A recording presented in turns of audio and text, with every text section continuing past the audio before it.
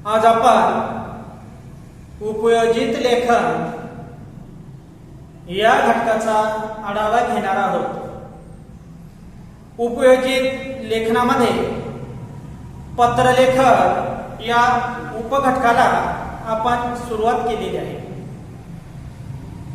पाठीमागील तासामध्ये आपण पत्र म्हणजे काय, पत्राचे मुख्य विभाग कोणते, पत्रांचे प्रकार कोणते या घटकाचा आपण आढावा घेतलेला आहे. पत्र म्हणजे एका अर्थाने दिलेला लेखी निरोप होय. पत्रलेखन ही एक कला आहे, हे एक कौशल्य आहे. भाषा विषयामध्ये व्याकरण असेल, उपयोजित लेखन असेल, हे आपले हक्काचे मार्क आहेत आणि त्या कारणामुळं व्याकरण, उपयोजित लेखन या घटकावरती आपण जास्तीत जास्त लक्ष द्यायचं आहे. पत्रलेखनाचे जे काही मुख्य विभाग आहे त्याच्यामध्ये पहिला विभाग आहे पत्र पाठवणाऱ्याचे नाव, पत्ता, दिनांक आणि यामध्ये जीमेल हा अति महत्वाचा. पत्राचा दुसरा विभाग आहे मायना. पत्र लेखनामध्ये मायना अतिशय महत्वाचा असतो. मायना चुकला तर तुम्ही जे पत्रलेखन केलेलं आहे त्या पत्रलेखनाला काही अर्थ उरत नाही. तिसरा आहे मुख्य मजकूर, चौथा समारोप आणि स्वाक्षरी आणि पाचवा आहे लिफाफा. लिफाफ्यामध्ये दोन घटक महत्वाचे असतात. पहिला घटक म्हणजे प्रती. प्रती म्हणजे ज्याला आपण पत्रलेखन करणार आहोत त्या व्यक्तीचं नाव, त्या व्यक्तीचा पत्ता. आणि दुसरा घटक आहे त्याच्यामध्ये प्रेषक. प्रेषक म्हणजे आपण स्वतः. आपण स्वतः म्हणजे जी व्यक्ती पत्र लेखन करणार आहे ते नाव, पत्ता आणि सगळ्यात शेवटी महत्वाचं म्हणजे जीमेल. हे आपण पाठीमागील तासाला अभ्यासलेलं आहे. विद्यार्थी मित्रांनो, या तासाला आपण मायने, पत्रलेखनामध्ये जो अतिशय महत्वाचा घटक असतो तो म्हणजे मायना. हे मायने आज आपण पाहणार आहोत. या ठिकाणी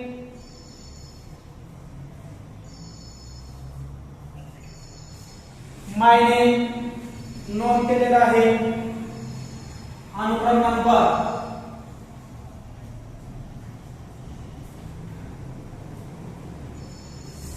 त्यानंतर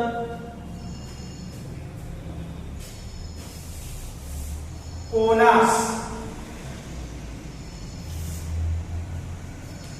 म्हणजे आपण पत्र कोणास पाठवणार आहोत. पत्रलेखनाची सुरुवात म्हणजे ज्या व्यक्तीचं आपण पत्र पाठवणार आहोत त्याच्यासाठी मायना कोणता वापरायला हवा आणि शेवट त्या पत्राचा आपण शेवट कसा करायला हवा याच्या अनुषंगाने आपण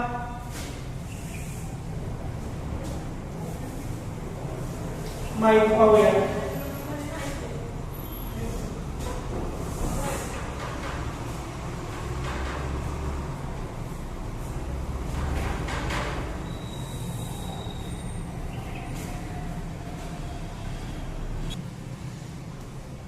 यापूर्वी आपण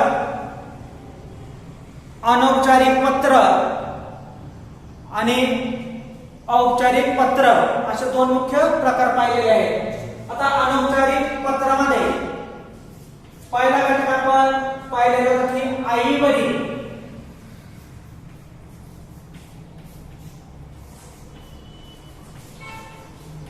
आईला किंवा वडिलांना जर पत्रलेखन करायचं असेल तर त्याची सुरुवात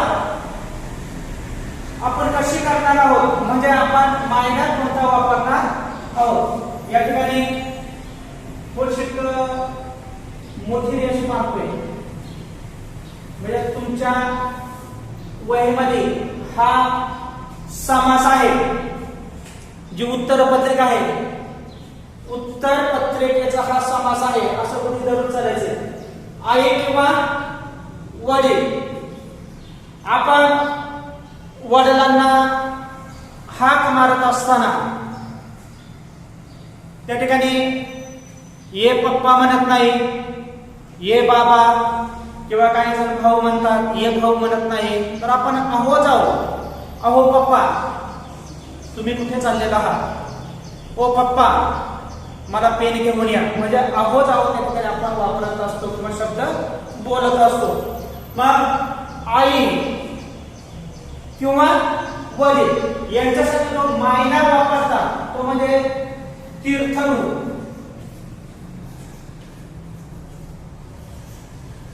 तीर्थरू डॉट डॉट यन्स. आता एक लक्ष द्या, तीर्थरू डॉट डॉट यन्स हा जो या ठिकाणी य आलेला आहे तो य नंतर आपल्याला काढून टाकायचा आहे. कारण वडिलांना जर पत्र लेखन करणार असेल तर तीर्थरू बाबांस, तीर्थरू आईस, म्हणजे ऑटोमॅटिकली या हा या ठिकाणी निघून जाणार आहे. हे लेखन करत असताना हा जो समास आहे, समासाला चिटकून या ठिकाणी मायनेची पहिली ओळ त्या ठिकाणी लेखन केलेले आहे. तीर्थरू डॉट डॉट यांस, ते स नंतर या ठिकाणी स्वल्पविराम आपण द्यायचा आहे. या ठिकाणी स्वल्पविराम द्यायचा आहे. तीर्थरू बाबा यांस असं लेखन केलं तरी हरकत नाही. तीर्थरू आई हिस, परंतु या ठिकाणी ते थोडंसं लेखनदृष्ट्या अयोग्य वाटतं, म्हणून या ठिकाणी तीर्थरू बाबांस, तीर्थरू आईस. आता आई वडिलांना आपण नमस्कार करत असतो, नमस्कार घालत नाही, नमस्कार करत असतो, राम राम म्हणत नाही. नमस्कार करणे, नमस्कार घालणे थोडासा जरा त्याचा शब्दशः अर्थ हा वेगळा, प्रत्यक्षात कृतीचा मात्र वेगळा. आपण आई वडिलांच्या त्या ठिकाणी पाया पडत असतो, म्हणजे त्या ठिकाणी आपण आई वडिलांचा आशीर्वाद घेत असतो. म्हणून या ठिकाणी दुसरी मायनेची जी ओळ आहे तीर्थ, ही दोन अक्षर सोडून द्यायची आहेत आणि पुढं सानविवी,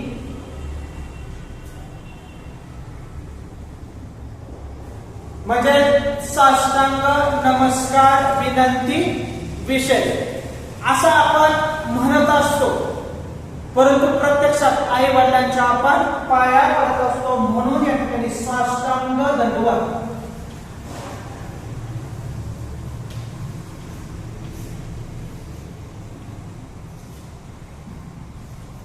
साष्टांग दंडवत हा झाला आई वडील यांना जेव्हा आपण पत्र लेखन करणार आहोत त्यांच्यासाठी हा झाला मायना.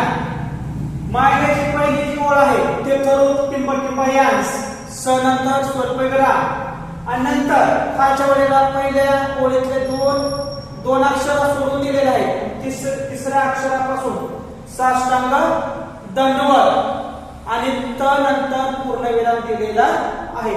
हा झाला मायना. आई वडिलांना पत्र लेखन करत असताना त्या मायन्याची सुरुवात, पत्राची सुरुवात म्हणजे हा झाला मायना. आणि पत्राचा शेवट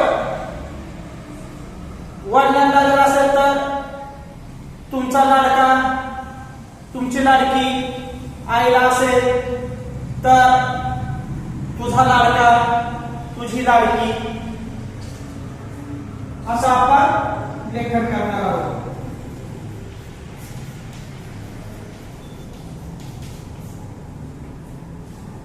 आईला जर असेल तर तुझा लाडका मुलगा, तुझी लाडकी मुलगी.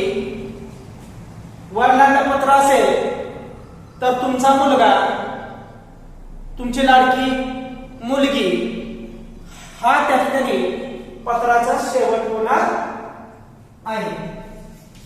अनौपचारिक पत्रामध्ये दुसऱ्या प्रकारचं जे पत्र आपण घेणार आहोत ते म्हणजे आई वडिलांसमान. आई वडिलांसमान. पाठीमागच्या तासाला आपण पाहिलेलं आहे आई वडिलांसमान आपल्या घरातील तर जेवढी काही माणसं आहेत, मग आजी असेल, आजोबा असेल, काका काकू, मावशी काका, मामा मामी, हे सर्व आई वडिलां समान आहे. मग त्यांना जो महिना वापरतात तो महिना, त्याची सुरुवात तीर्थस्वरूप.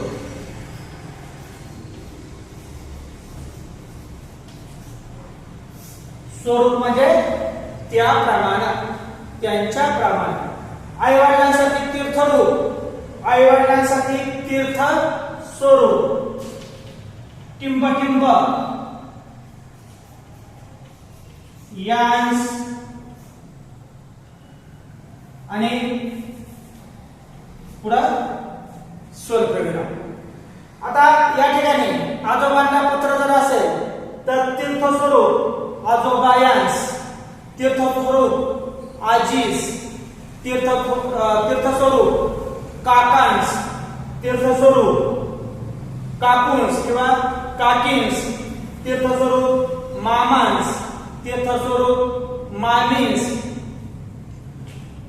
दुसऱ्या ओळीला हे पहिल्या ओळीतले दोन अक्षर सोडून द्यायचे आहेत आणि या ठिकाणी सानविवी.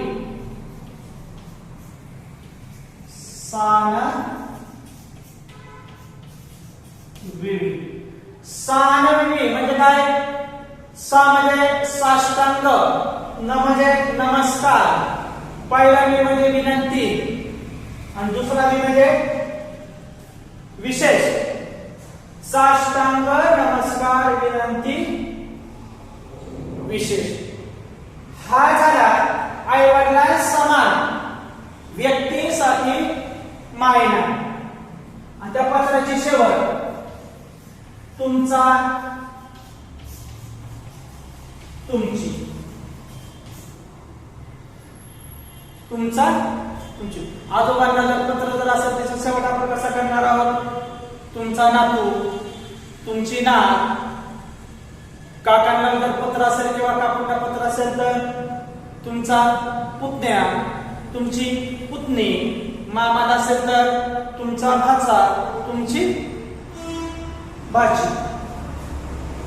तिसरा आपण पाहणार आहोत मित्र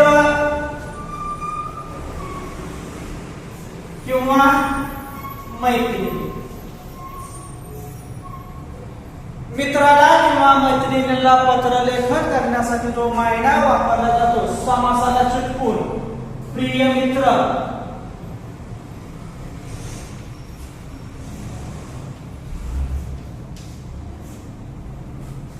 मुली जर असेल, मुलीला जर पत्र असेल तर आपण काय लेखन करणार आहोत? प्रिय मैत्री.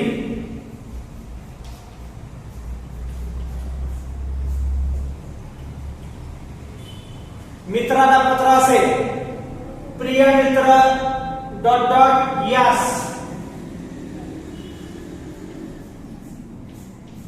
आणि मैत्रीण असेल तर हिस. प्रिय मित्र ऑब्लिक मैत्रीण. आता यास किंवा हिस त्याच्यानंतर काय देणार आहोत आपण? स्वल्पविराम देणार आहोत. आता एखाद्या मुलाचं नाव सार्थक आहे तर त्याच्यासाठी आपण मायना कसा वापरणार आहोत? प्रिय मित्र सार्थक यास. आणि एखाद्या मैत्रिणीचं नाव सुद्धा श्रुती असेल तर प्रिय मैत्री श्रुती हिस. ही झाली मायनेची पहिली ओळ. प्रिय हा शब्द सोडून खालच्या ओळीला सप्रेम नमस्कार.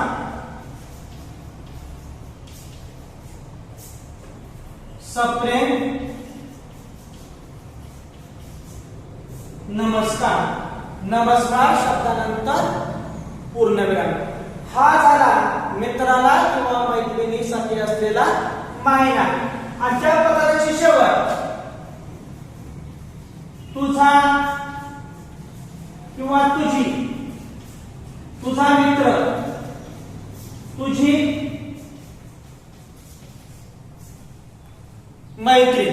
आता या ठिकाणी दोन घेतलेला आहे.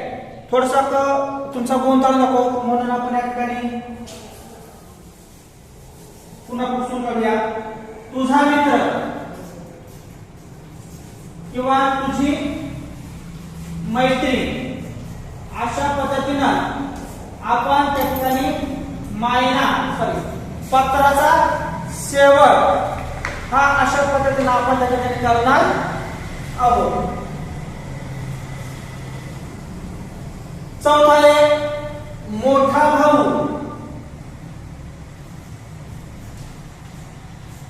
मोठा भाऊ किंवा मोठी बहीण.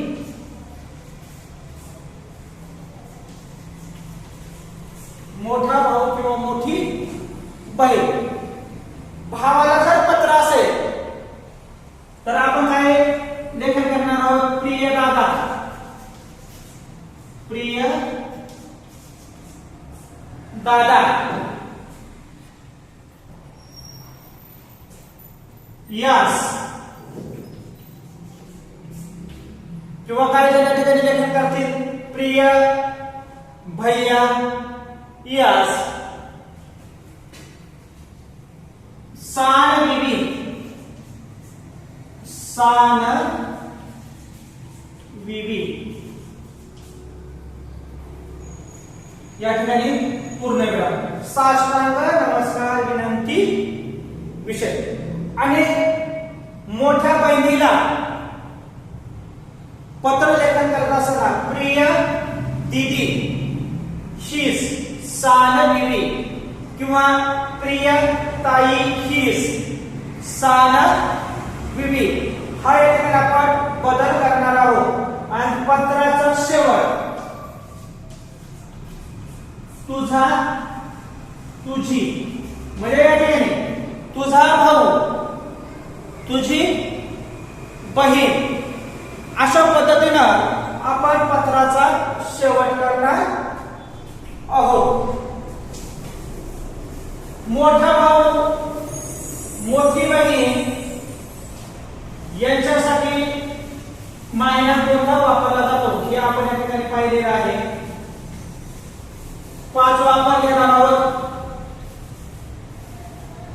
लहान भाऊ किंवा लहान बहीण. लहान भावासाठी, लहान बहिणीसाठी कोणता त्या ठिकाणी मायना वापरतात त्याचा पत्राचा शेवट कशा पद्धतीनं होतो हे या ठिकाणी आपण पाहूया.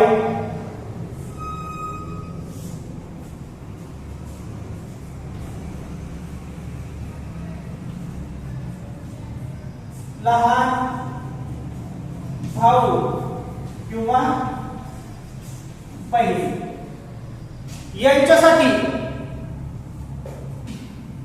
ची, ची काढून टिंब. ची म्हणजे काय. मुलगा असेल तर चिरंजीव आणि मुलगी असेल तर चिरंजीवी. त्या ठिकाणी नाव यास किंवा हीस. मुलगा जर असेल तर चिरंजीव अक्षय यास. मुलगी असेल तर चिरंजीवी अमृता हीस. अनेक आशीर्वाद, अनेक आशीर्वाद. आणि नंतर पूर्णविराम. मायला लेखन करत असताना पहिली जी ओळ आहे ती बरोबर समासाला चिटकून घेतलेली आहे. दुसऱ्या ओळीमध्ये किंचित अंतर सोडून 2 अक्षर अंतर सोडून पुढे आपण लेखन केलेलं आहे. पहिली ओळ मायला संपत असताना आपण या ठिकाणी स्वल्पविराम दिलेला आहे. इथं पूर्णविराम दिलेला आहे. स्वल्पविराम असेल, पूर्णविराम असेल, या छोट्याशा आपल्याकडून चुका होतात आणि त्या कारणामुळे आपल्याला त्या ठिकाणी कमी मार्क पडतात. त्या पत्राचा शेवट तुझा, तुझी, म्हणजे मुलगा जर असेल तर तुझा भैया, तुझा दादा, मुलगी जर असेल तर तुझी दिदी, तुझी ताई. 6 नंबरचा आपण पाहूया. आदरणीय. आ म्हणजे आदरणीय किंवा सन्माननीय व्यक्ती. आदरणीय किंवा सन्माननीय व्यक्ती यांच्यासाठी जो मायना वापरला जातो. आता आपल्या घरामध्ये लग्न कार्य वगैरे असतात. लग्न पत्रिका त्या ठिकाणी छापली जात असते. त्यानंतर घराची वास्तुशांती असेल त्याच्यासाठी निमंत्रण पत्रिका छापली जाते किंवा एखादा वाढदिवस असेल त्याच्यासाठी निमंत्रण पत्रिका त्या ठिकाणी छापली जाते. त्याच्यावरती सुद्धा लेखन केलेलं आहे. मा, टिंब, श्री, ऑब्लिक, सौ,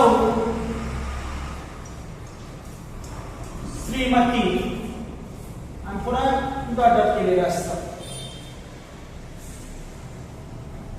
माननीय पुरुषांना जर पत्रलेखन करायचं असेल तर आपण सौ, श्रीमती याच्यावरती काय करत असतो, काट मारत असतो. लग्न पत्रिका सुद्धा आपण किंवा वास्तुशांतीची पत्रिका देत असताना या ठिकाणी पुरुष जर असेल त्यांना ती पत्रिका द्यायची असेल तर सौ आणि श्रीमती याच्यावरती आपण काय करतोय, असा तिरपी रेष मारत असतो. महिलेसाठी जर असेल तर सौ याच्यावरती हे ठेवून बाकीच्यावरती आपण काट मारत असतो. आदरणीय एखादी महिला असेल तर श्री सौ वरती आपण काट मारतो. श्रीमती हे त्या ठिकाणी ठेवत असतो आणि त्याच्यानंतर खाली सान बेबी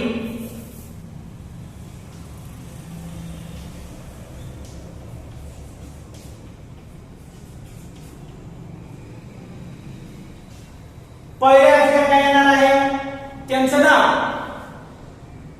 माधवी, श्री, सौ काय असेल त्यांचं त्या ठिकाणी नाव येणार आहे. नाव आल्यानंतर या ठिकाणी मात्र स्वल्पविराम नसणार आहे. त्याचं नाव त्या ठिकाणी पूर्ण झालेलं आहे.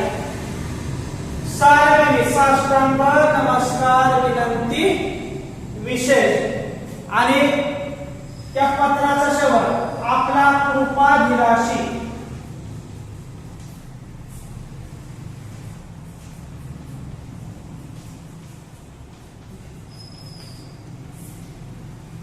आपला कृपाभिलाषी आणि या ठिकाणी आपलं नाव स्वाक्षरी.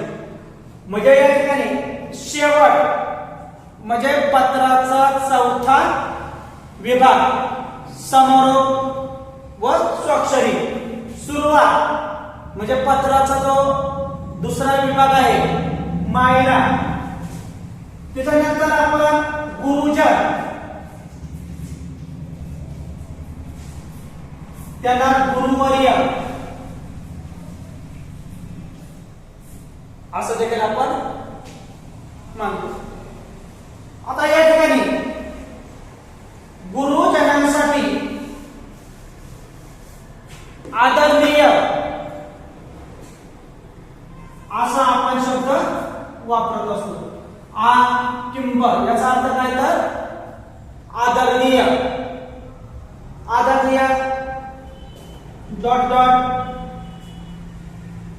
स्वतः आपल्या शाळेचे मुख्याध्यापक मिले सर आहेत, आदरणीय मिले सर यांस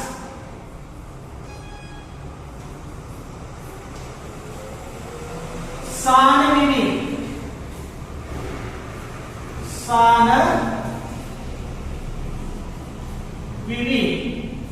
आणि शेवट आपला विद्यार्थी